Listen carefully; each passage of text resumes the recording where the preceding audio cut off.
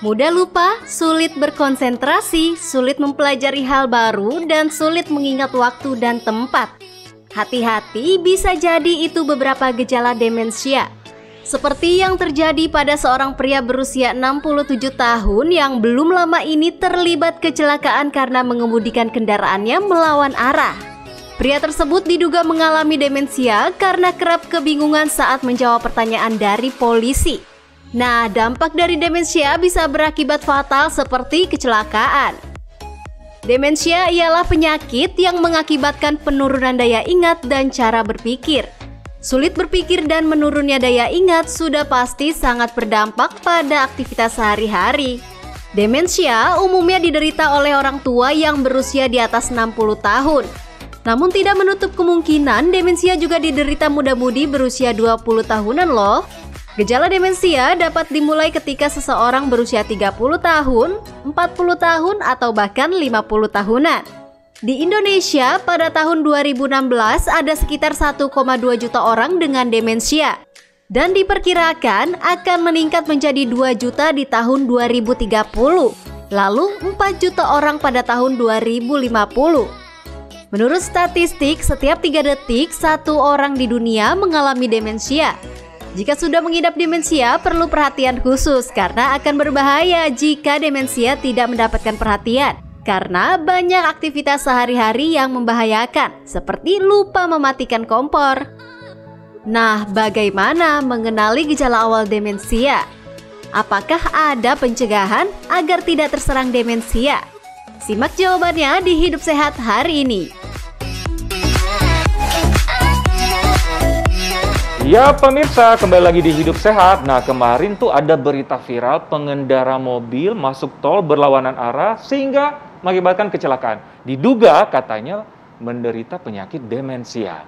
Nah, bersama kita sudah ada Dokter Nurul, spesialis neurologi untuk membahas hal itu, dokter. Apa kabar? Baik, masih ingat ya? Selamat pagi, dokter. Masih ingat dong. Aduh, ini dokter spesialis syaraf lah ya, dokter. Nih kayaknya.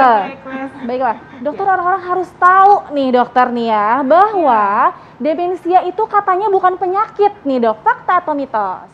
Mitos.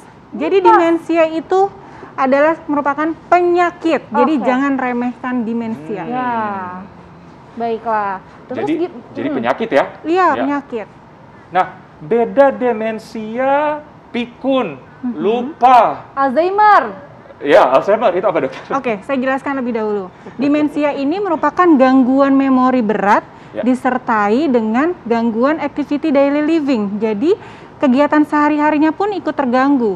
Pasien tidak bisa memasak, misalnya tadinya bisa nih, tadinya pinter banget, kok tiba-tiba mendadak nggak bisa masak, kemudian memakai pakaian aja perlu dibantu, dan sebagainya gitu. Nah, kalau pikun ini bahasa non-medisnya, bahasa awamnya. Sementara demensia itu sendiri itu dibagi 4, dokter.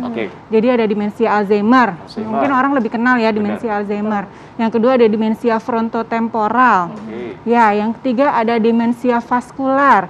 Ini biasanya ada riwayat stroke sebelumnya. Kemudian yang keempat adalah demensia Lewy body gitu. Oke, tapi gejalanya dari semua itu adalah berhubungan dengan lupa. Benar, ya dok ya. iya. Perubahan perilaku juga termasuk ya, fungsi sehari-hari gitu. Fakta mitos berikutnya nih dokter, katanya nih demensia ini tidak bisa dihindari seiring dengan bertambahnya usia. Nah, ini fakta atau mitos dok? Mitos. Mitos, wah bisa berarti Jadi dihindari demensia ya? bisa dihindari dengan cara pola hidup sehat. Penting banget emang ya pola hidup sehat nih. Kita olahraga sehari-hari, makan makanan dan minuman yang sehat, kemudian hindari alkohol, hindari kafein yang terlalu banyak. Kemudian jangan lupa harus aktif dalam sehari-hari, artinya otak kita ini harus dipergunakan sehari-hari. Kita harus banyak belajar, banyak diskusi, sosialisasi gitu. Jadi lifestyle yang baik dan aktif ya. Nah, ini kan perlu diluruskan nih masyarakat. Katanya demensia adalah penyakit orang usia tua. Itu gimana dokter? Berarti yang muda kayak saya aman ya? Aman. Oke. Memang benar sih, demensia ini terjadinya pada usia lanjut, artinya lebih dari 50-60 tahun. Namun memang beberapa kondisi ada yang pada usia muda, tentunya ini didahului dengan penyakit sebelumnya, penyakit saraf sebelumnya. Misalnya stroke pada usia muda sehingga jadi demensia vaskular, bisa aja gitu. Tapi memang jarang. benar. Baik, dokter. Ya. Nah, katanya juga nih dok, terkait dengan keturunan nih dok. Katanya nih, fakta atau mitos ya dok ya, demensia ini merupakan penyakit turunan. Fakta atau mitos tuh dok? Fakta. Memang Fakta. beberapa kondisi namanya keturunan itu adalah salah satu faktor risiko terjadinya demensia. Oke. Iya, jadi itu fakta. Oke, salah satu faktor resiko, berarti masih banyak faktor resiko yang lain ya dok ya? Benar. Salah satunya Oke, adalah salah satunya adalah penyakit juga. vaskular, Nah, ini darah nih. tinggi, diabetes, kemudian riwayat stroke, jantung gitu. Oke. Itu berisiko terjadinya demensia di kemudian hari. Oke, fakta mitos selanjutnya nih dokter. Ya. Demensia katanya rentan terjadi lebih besar pada wanita. Fakta atau mitos? Fakta. Fakta. Oh. Wah, Fakta gimana? juga. Tim Jadi pria aman ya dok? Enggak juga, karena balik. gini, berdasarkan berdasarkan penelitian, itu perempuan itu ternyata hidupnya lebih panjang dibandingkan laki-laki. Oh. Sehingga karena tadi disebutkan bahwa demensia ini penyakit degeneratif, artinya kan otomatis pasien-pasien wanita itu usia lanjutnya lebih banyak, sehingga memang lebih mudah terkena demensia itu tadi. Yang pertama itu karena kehidupan. Yang kedua adalah karena faktor estrogen itu sendiri. Pada perempuan, estrogen itu sangat berpengaruh terhadap perkembangan otak kita. Nah, perempuan ini kan mengalami menopause. Pada usia lanjut, kemudian pasien menopause, estrogennya kan tentunya turun. Nah, ini juga menjadi faktor risiko untuk terjadinya demensia. Wah, Benar. oke, dokter. Oke, jadi semua harus waspada ya. Semua harus pada. Dokter, Terlihat ataupun lalu nih dok, wanita. bisa nggak sih demensia itu kita tahu, kayak misalnya pas muda nih, Gejala awal mungkin gejala ya, awal, deteksi dini, pas dokter. mudanya, misalnya pas mudanya sering lupa nih, apa mungkin kemungkinan demensianya lebih besar di masa tua nanti? Salah satu gejala bukan dok, sering lupa di usia muda? Ya, memang gejalanya adalah satu, sering lupa ya, diawali dengan lupa-lupa ringan nih, lupa naruh barang gitu ya. Kemudian lebih lanjutnya bisa disertai dengan gangguan perilaku. Jadi pasien sering ngomong sendiri atau misalnya pasien melihat sesuatu yang tidak dilihat orang lain, halusinasi ya. Halusinasi visual maupun auditori gitu. Namun kalau untuk diprediksi dari awal itu tidak bisa. Berdasarkan referensi itu ternyata pemeriksaan ada namanya amyloid beta, protein di dalam otak, itu tidak disarankan untuk ngecek rutin atau ngecek untuk mencegah, itu nggak disarankan. Oke, jadi tetap balik lagi untuk pencegahannya pola hidup sehat ya dok ya. Intinya sih pola hidup sehat. Benar. Oke, ada satu lagi dokter. Demensia akan menyerang otak dan akan semakin buruk dari waktu ke waktu. Fakta atau mitos? Fakta. Jadi Fakta. demensia merupakan penyakit yang progresif, degeneratif progresif. Jadi berhubungan dengan usia. Semakin bertambahnya usia, semakin lama semakin ke depannya itu makin buruk. Namun demensia ini bisa diperlambat proses perburukannya gitu. Seperti apa dokter?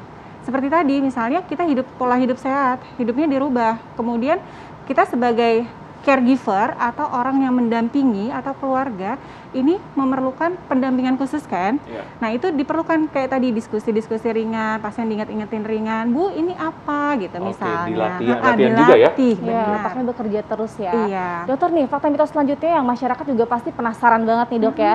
Katanya demensia ini tidak bisa disembuhkan dokter. Tapi dokter jangan dijawab dulu. Pemirsa pasti penasaran, jangan kemana-mana, tetap di Hidup Sehat. Ya pemirsa, itu tadi aktivitas yang tanpa kita sadari dapat menurunkan fungsi otak. Jadi kita olahraga, kita aktif, jangan terlalu lama bermain gawai juga ya dokter Iya, Eklas. istirahat sih. Istirahat juga itu penting tidur banget. cukup ya. Betul, Bilang ke saya mulai juga sih. bergerak.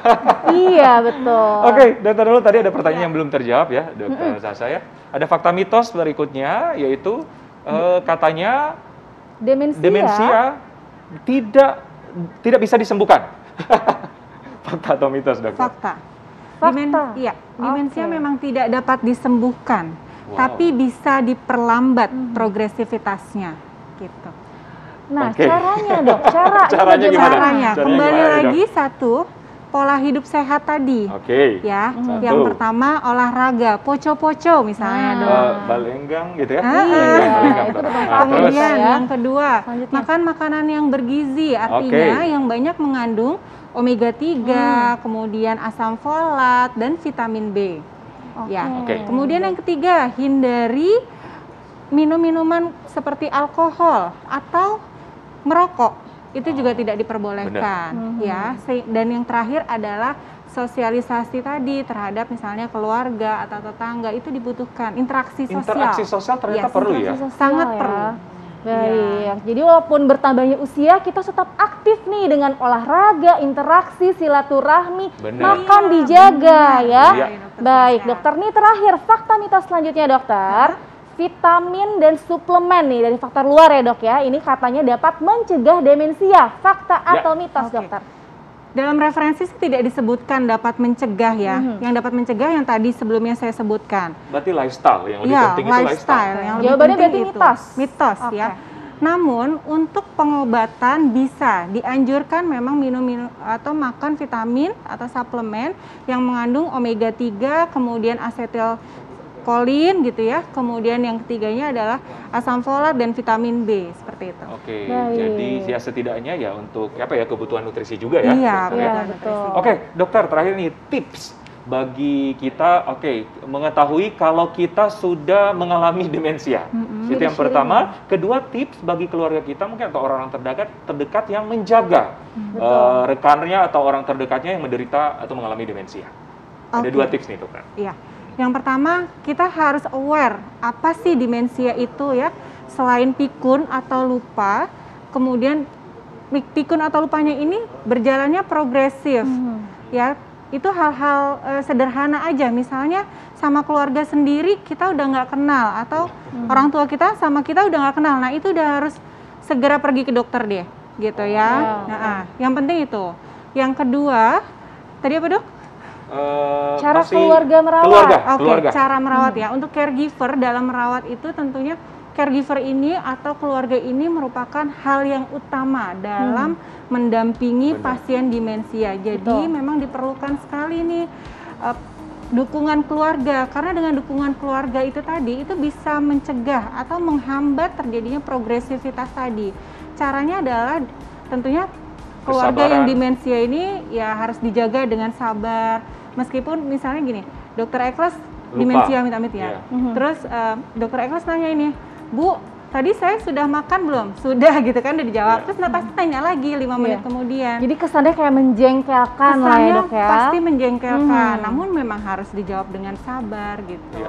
Dan memang harus didampingi dok kemana-mana. Kalau aktivitas ringan, bermain games, atau TPS, atau gitu main PS, atau handphone mungkin di game, itu bisa membantu. Kalau handphone tidak disarankan, karena tadi yang disebutkan kan bahwa gawai itu tadi akan menyebabkan kurangnya interaksi sosial. Itu ya. Kalau misalnya main games boleh, misalnya ngisi TTS. Nah itu bisa tuh untuk melatih otak kita agar lebih aktif. Kalau melatih mengingat dokter, kayak di mungkin masyarakat pernah lihat film-film kan ditulis aktivitasnya, terus diingatin lagi ke pasien, itu gimana? Ya, itu salah satu latihan atau stimulasi kognitif untuk pasien-pasien demensia maupun pasien-pasien dengan gangguan memori ringan. Artinya harus tetap aktif walaupun tidak sambil bergerak dengan aktif, tapi membaca, menulis, berinteraksi ya, dan support dari keluarga itu hal yang utama untuk membantu meningkatkan kualitas hidup dari pasien demensia ya dokter ya. Setuju banget dokter. Terima kasih banyak dokter Nurul. Terima kasih dokter Nurul, sehat selalu kita ya. Iya, pemirsa, jadi jaga kesehatan Anda dan juga orang sekitar Anda dengan cara melakukan hidup sehat ya, dan selalu saksikan Hidup Sehat mulai dari hari Senin sampai hari Jumat pukul 9 pagi. Iya, jam 9 pagi ya di TV One. Saya Dr. Eklas. Saya Dr. Sabi Raisa. Indonesia hidup sehat.